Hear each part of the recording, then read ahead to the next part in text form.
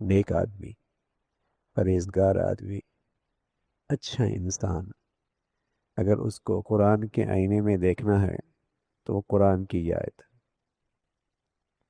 جسے دیکھ کر اور جن صفات اور جن عقائد اور جن اخلاق کے ساتھ ایک شریف آدمی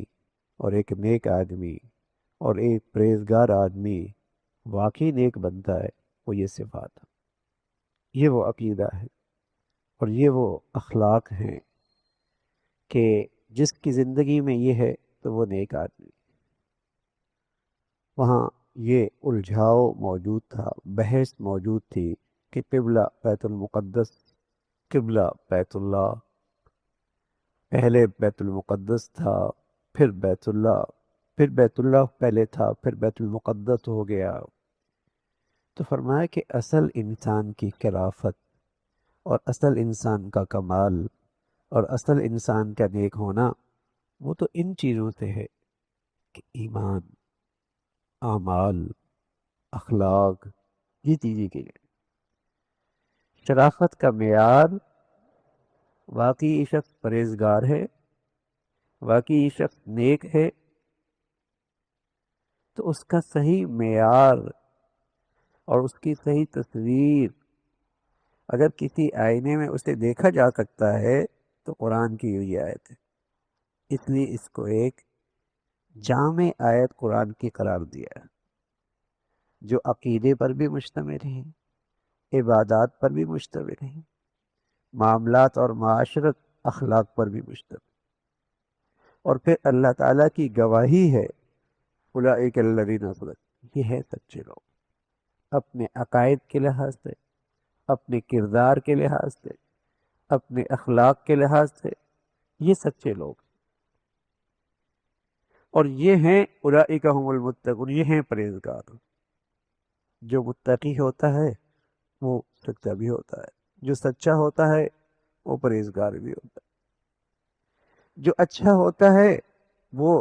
پرہیزگار بھی ہوتا ہے، اور جو پرہیزگار ہوتا ہے وہی اچھا ہوتا ہے۔ اچھائی کا معیار یہ ہے، اب تو ہر شخص نے اپنے اپنے پیمانے بنا لیے،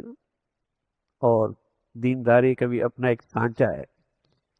اور اس سانچے کو سامنے رکھ کر کوئی اس میں اترے، ہاں یہ بڑا دیندار ہے،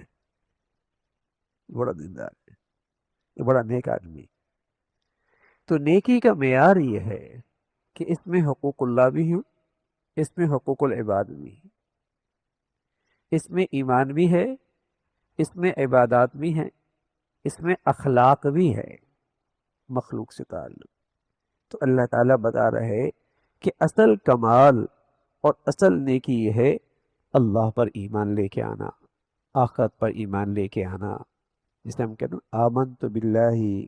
و ملائکتہ و کتبہ و رسلہ والیوم الآخر، ایمان مجمل، ایمان مفصل، یہ ایمانیات تے ایمان رکھنا اصل کمال یہ ہے۔ اور یہ سب سے پہلے اس لیے ذکر فرمایا کہ ایمان کے بغیر نہ عبادت مقبول ہے، نہ اخلاق مقبول ہیں، نہ اس کی دیگر اعمال اور نیکیاں مقبول ہیں، اصل بنیاد ایمان ہے۔ جیسے زیرو، ایک لگائے بغیر زیرو کی کوئی قیمت نہیں ہوتی، ہاں ایک لگانے کے بعد پھر ایک زیرو لگائے تو 10، دو لگائے تو 100، تین لگائے تو 1000، ایک لگائے کے بغیر تو زیرو کی قیمت نہیں۔ تو ایمان کے بغیر، عقیدے کے بغیر اور توحید کے بغیر تو بظاہر اعمال لگتے ہیں اچھے، لیکن اس کے اللہ کے یہاں کوئی وزن نہیں، کوئی قیمت نہیں۔ اللہ کے یہاں ایک اصول ہے، ایمان لے آؤ پھر اس کے بعد دیکھیں کرو۔ تو آمن تو باللہ، تو یہ پہلی چیز بتائی کہ اصل کمال اور نیکی یہ ہے کہ اس کا عقیدہ ٹھیک ہو، اس کا یقین ٹھیک ہو، اس کا ایمان ٹھیک ہو، اللہ پر، اللہ کے رسول پر، ملائکہ پر، کتابوں پر، پیغمبروں پر، اور پھر وہ اپنے مال میں بھی اللہ کا حق ادا کرنے والا، اللہ کی محبت میں اللہ کے بندوں پہ خرچ کرنے والا، رشتہ دار ہے، محتاج ہیں، ضرورت مند ہیں، مسکین ہیں، گردن چھڑانے کی ضرورت ہے، قید ہیں۔ اور پھر فرمایا اقام الصلاۃ، نماز کا اہتمام کرنے والا، بدن میں بھی اللہ کا حق پورا کرنے والے ہوں، مال میں بھی اللہ کا حق پورا کرنے والے، بدنی عبادت بھی کرنے والے ہوں، مالی عبادت بھی پورا کرنے والے ہیں۔ یہ ہے نیکی، یہ ہے نیک آدمی، یہ ہے نیک آدمی کہ عبادت بھی اس کی ٹھیک ہو اور پھر اس کے اخلاق بھی ٹھیک ہو، عہد و پیمان، معاہدات، وعدہ، معاملات وہ پورا کرنے والا ہو، پھر اس کے اندر صبر ہو، مستقل مزاجی ہو، اس کے اندر استقامت ہو۔ تکلیف آتی ہے زندگی میں، ناگواری آتی، زندگی میں مشکلات آتی ہیں، بڑی بڑی آزمائشیں آتی ہیں، صبر کرنے والا ہو، اور اللہ کے فیصلے پہ راضی کرنے والا ہو، شریعت کے حدود پہ کھڑا ہونے والا ہو،